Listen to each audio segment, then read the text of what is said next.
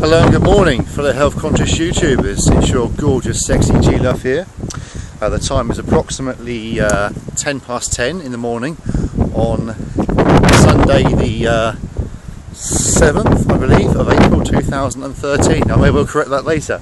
Today is day 101, or my 86th video log, documenting my transformation from Cuddly Toby into lean, muscular and generally awesome fucking badass. I weighed myself this morning and my average weight for the last 7 days was 185.32, I believe. Oh, sorry, 0.34, somewhere around that sort of area. That means in the last week I've put on approximately a third of a pound, or just under. That compares with the fifth of the pound that I put on the previous week. So I'm heading in the right direction. I want to basically cap it off at a maximum weight gain per week of approximately half a pound. I believe this will maximise my muscle building potential, whilst at the same time giving me lots and lots of energy for the gym and generally making me feel really good, which is what I'm hoping for. If you check the description below, you'll see that I'll be increasing my calories by about approximately 100 calories for next week per day. Hoping this will push me up towards the half pound of weight gained per week, which is my target. Today is my second low calorie day. What I usually find is that by the time I get to my second day on the lower carb, I actually start to feel a little bit blood sugary, you know, a little bit hyperglycemic, and generally not quite so energized up here in the mind. This is proved by the fact that about 20 minutes ago I was at home and I had a complete list and plan of all the things I was going to talk about in this video, but then I left it behind. So what I'm now having to do is actually go through and in my mind and actually remember everything I want to say and just do it in little bits and bobs and put it all together later on the Windows Movie Maker. But that's all good. I've kind of come to the conclusion, or a couple of weeks ago, that I need to be increasing my weight up to about 15 stone or 210 pounds. Basically, if I want to have the physique that I want, because I've got quite long arms, I'm quite gangly and quite lanky by nature, I actually need to get myself another 10 or 15 pounds of muscle. And the only way that I'm ever going to do that in any reasonable time frame is to actually increase my weight up to about 15 stone and then diet down. The problem is though, I've got a little bit of a mental block, a little bit of a problem in my mind about putting on weight. It's something that I have to get past. I know that for me to actually increase my muscle mass and not expend so much effort in keeping my diet perfect, because obviously there are other things in my life that are going to be important, I actually need to allow myself to have a little bit of fat gain. I need to get past this in my mind. But yeah,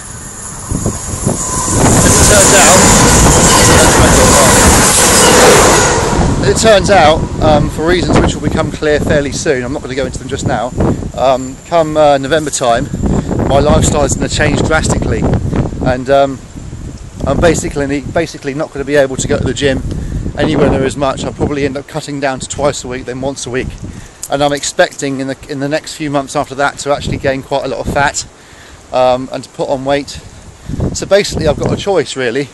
I can either try and get really lean and you know, get shredded for the summer, but at the same time accept the fact that my shoulders, my upper chest, my calves, my forearms are not going to be what I want them to be. So basically sacrifice my gains to get lean and then get fat in November and be a skinny fat guy. Or the other option is to forego the leanness this summer and actually concentrate on putting on some clean mass and actually building some muscle up, and that way at least when November comes around and I do actually get fat, I'll be a muscly, strong, big fat guy. And to be honest with you, I'd rather be a muscly, strong, big fat guy than a skinny fat guy. So I need to keep this in mind whenever I start fucking with my own mind and looking in the mirror and thinking, oh, you're looking a bit soft or whatever and stuff. I need to keep in mind the bigger picture, that I do need to actually not bulk up, but put on the mass and actually get big and strong, and that's the most logical and best way forward. This week in the gym has been very good. Last week, as you guys will probably know if you follow my video logs, last week was was it a personal best week? Yeah, the previous week, sorry, not last week, was a personal best week where I hit, I think, 12 PRs on pretty much everything I do in the gym. which is absolutely fantastic. And the idea was to follow this with a 90% week, where I basically take whatever weights I used and go 90%. And obviously, if it turns out that I was using, say, a 15 kilo dumbbell or something, I can't really go 90% of that, so I had to adjust the reps a little bit, but I was aiming for 90% intensity, or just over 90%. And what I found, quite surprisingly, was my strength. I was using 90% weights the last week just gone, but 2 weeks before I was also using the same weights, and they actually felt lighter this week. So really pleased with that. This week coming next week will be an 80% week, but what it will be is it will be extra volume. So whatever my PRs were, it will be 80% of the weights to lift, but I'll add an extra set on those exercises where I'm going for mass. On the rack pulls, which is basically just a strength exercise, I won't bother putting the extra reps in, because at the end of the day, I'm not looking to build up my lower back and get a really thick. Hello, alright. I'm not looking to build up my lower back and get a really thick lower back. All I'm looking to do is increase my strength on that exercise, and basically just get my body used to lifting really heavy loads. So I won't increase the volume on that one there. So yeah, so at the moment I'm thinking along the lines of, as I said before, doing a PR week followed by a down 90%, followed by a 80% volume week, and then building back up in the same way to a PR again. So that hopefully leads me to hitting PRs of 102% on all exercises, fingers crossed, or even more if possible, every 4 weeks, which accounts to about a 10% increase in strength every 3 months if you just go over 2% extra. So yeah, so theoretically, if I can maintain this indefinitely, which at the moment I'm quite hopeful about, I should be able to actually increase my strength by 10% on every exercise every 3 months, which is just absolutely incredible and far beyond what I've ever achieved on any other program. Although in some ways it feels as if I'm doing a lot less, it feels as if my body's recovering really well, and I kind of feel a compulsion to do more, but I know that I have to fight this compulsion and just accept that, you know, I'm 36 years old. At the end of the day, less is definitely more. Recovery is at a premium. I need to make sure that I'm getting over my workouts and literally recovering and just fresh for every single time. And hopefully it'll free me up with extra energy to do other things in my life that are important as well, which is all good. One thing that I've kind of figured out very recently is that even though I'm hitting PRs every 4 weeks, or planning to, if I increase my PR by 2%, it also means that I need to increase my 90% days and my 80% days by 2% as well. Otherwise I'll end up lifting the same weight on my light days, and obviously I want to progress the light days as well, so they feel the same each time on each cycle. Apologies for the bells there in the church, just passing St Clement's Church. You can see it over there in the distance, well, not very far away really. So yeah, what I'm going to start doing, or what Alex and I are going to start doing as of next week, is every time we go to the gym, we're going to set aside 5 minutes after the gym to actually sit down, because they've got some nice little sofas. There's a nice comfy area in the gym where you can sit down and chill out afterwards, and start a training diary and actually write down everything we do in the gym. It's a little bit of a faff, and you could say it's time wasted, but at the end of the day, if I can maximise the efficiency of my recovery weeks, it'll actually help me to actually progress more in the long run on the heavy weeks. So that's quite a good idea going forward, I believe. So yeah, in other ways that I can think of to maximise my recovery, there are other ways that I can do it, in the fact that I can actually make the bodybuilding lifestyle and the effort that I put in to actually maintain my physique and actually improve, I can actually make it less of a burden on my life. And it's not, and remember as well that when you're recovering from your workouts and general life and getting ready for the next time that you pound your body, it's not just a mental load that you need, a physical load you need to recover from, it's also a mental load, and you need to be emotionally and mentally ready to actually hit the weights as well. And one thing that you can do is you can actually just decrease the amount of time you spend thinking about what you're doing. Everything will save you energy where you can make little differences here and there. Am I making any sense at all? Probably not. But what I'm going to start doing, what I've already started doing, is before I was having a sweet potato and washed baked beans. These are actually quite expensive. Plus the baked beans and the sweet potato is actually more expensive than the other option, which is white potatoes, which I can get from work absolutely for free. Pay nothing for them whatsoever. And I can also have kidney beans.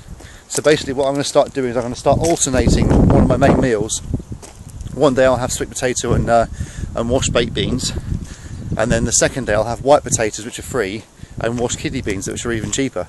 So so I'm actually putting some variety into my food, and give myself a little treat of having white potatoes, because although sweet potatoes are lovely, believe me, if you eat them every single day for like 3 months, you're going to get pretty sick of them. So yeah, so I have the kidney beans with the white potatoes, and the kidney beans are actually slightly healthier and higher in protein than the haricot beans, which you get from a tin of baked beans that you wash off. And I can alternate back and forth, which is what I'll be doing going forward. And the rest of my diet is pretty standard. I'm probably having about a cheat meal once every week, although, one second, unlike some people who will just say fuck it and just stuff their face with a cheat meal and not even bother to count what they're eating, I'm actually at least making some effort to actually figure out exactly what I'm eating, figure out the protein, the carbs and the fats, or just the general calories, and then adjusting the rest of my food on that day. So I mean, the main reason why I have cheat meals is not really for my benefit so much, because, you know, at the end of the day, I don't really have unlike a lot of people, I haven't really got an emotional attachment to food. I just see food generally as something which, you know, serves a purpose, and for me the pleasure that I get from eating good food comes from how I feel inside and how it makes me feel awake and strong, you know, and with it, and, you know, I feel that I'm progressing forward in my physique. So that's where I get the pleasure from. And we've just arrived at Powder Crossing, as you can see. I'll show you this.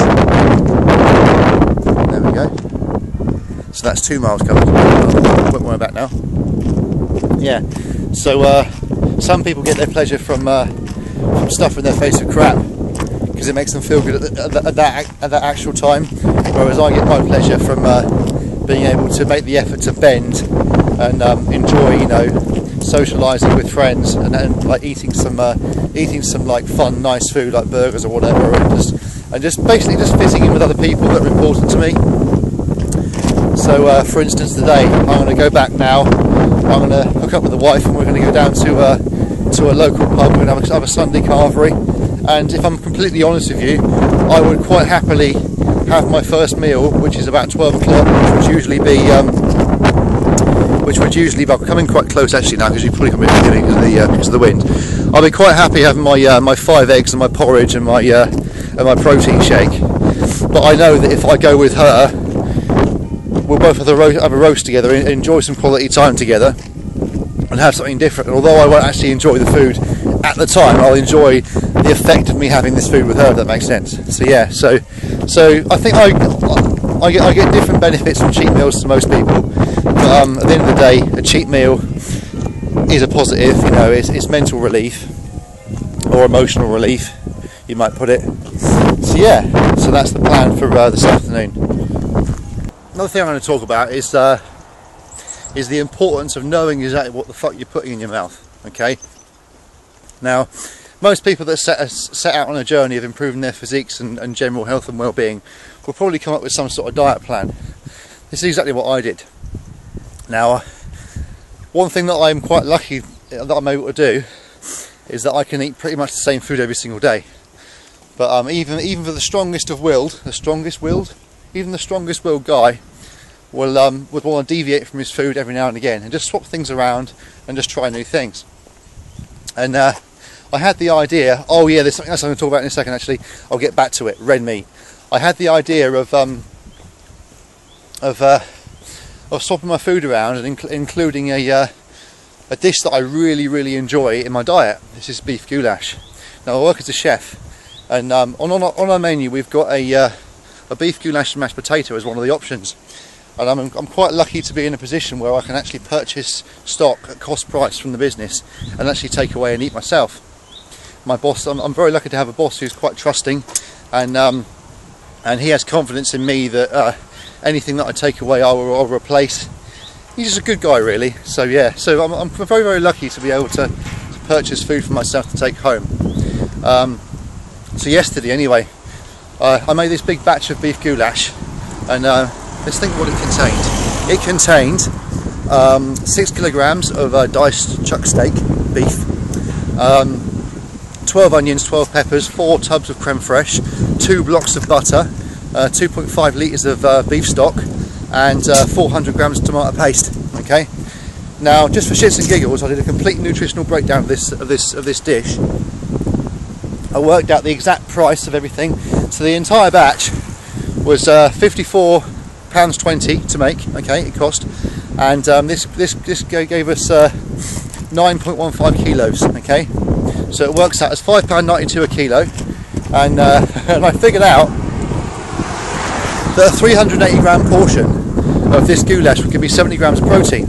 So in the evenings I usually have I have 2 tins of tuna drained off, which gives me about 70 grams of protein. So I wanted to match the protein content with a different dish. But then, startlingly and just generally just shockingly, I actually came across the realisation that that this dish contains, for every 70 grams of protein, contains 100 grams of fat. Now, I mean, I'm all for eating fats. I'm all for good fats, bad fats, saturated fats, everything. You know, everything in moderation. And the diet that I have is very, very high in fat anyway, because I find that when you eat lots and lots of fat, it helps you to feel full. I just find my body runs really well on fat. So anyway, 100 grams of fat, 15 grams of carbs, 70 grams of protein. Now, 15 grams of carbs and 70 grams of protein is fine, because I can obviously cut the protein out of the rest of the meal and just add lots of rice. But even I would find it difficult to actually factor in a meal with 100 grams of fat. I would literally have to just change my food for the entire day to have one portion of this goulash. And this just goes to show that how easy it is to fuck up. I mean, I'm really neurotic when it comes to numbers, and you know, I can remember fucking strings of numbers. I can do sums in my head. I can do long division, long multiplication in my head. I'm really good with numbers. But I really fucked up here. And I've had this before as a meal in the evening, thinking it was the same as fucking tuna and rice, and not realising, with a bit of olive oil, you know. And it just goes to show that it's really easy to actually get your numbers wrong, unless you really check what you're eating and really add it up. You can really fuck your progress up and just screw yourself over. So yeah, guys, if you're bit of advice for you here, if you've got a diet plan sorted and it gets to the point where you really want to start swapping things around, pay extra attention, figure out the carbohydrates, the proteins and the fats, because you might surprise yourself. That also leads me on to another point, which I'd forgotten about earlier on, and that's the fact that I need to start incorporating more red meat. One thing that I've noticed over the last few weeks is that whenever I eat red meat in the evening before I work out in the morning, for some reason I feel a bit stronger. I'm not really sure what it is. I'm sure that chicken and tuna have got this just as good amino acid profile as beef. Maybe they haven't, but it might be because beef contains, does it contain iron or vitamins or B vitamins or something like that? But basically, red meat just fucking rocks. I'm not really sure how much it's healthy to eat, but what I'm going to start doing is, especially when I have a heavy workout the next day, so it'll probably be on Sundays, Tuesdays and Thursdays, I'm going to make a point of making them my red meat days, okay? So in the evening I'll probably have either burgers, and if I have beef burgers I usually grill them and then just squeeze the fat out of them. Burgers, a chili and rice bowl, or perhaps some goulash when I figure the recipe out. I'm not giving up on the goulash completely, but I will be trying to tweak the recipe. What I'm thinking is I can probably cook the beef and drain off the fat and then just halve the butter and creme fraiche. If I can get the fats down to just below the protein, so if I can get the fat down to 65 grams of fat with 70 grams of protein, I can quite easily factor that into my daily food without a problem. But 100 grams of fat in one meal, that's just going to screw me over completely. And no matter how much of a bulk I'm on, that's just asking to get fat. It really is. So yeah, so I'm going to start incorporating red meat into my diet, strategically placing it before my heavy workouts to gain maximum benefit from it.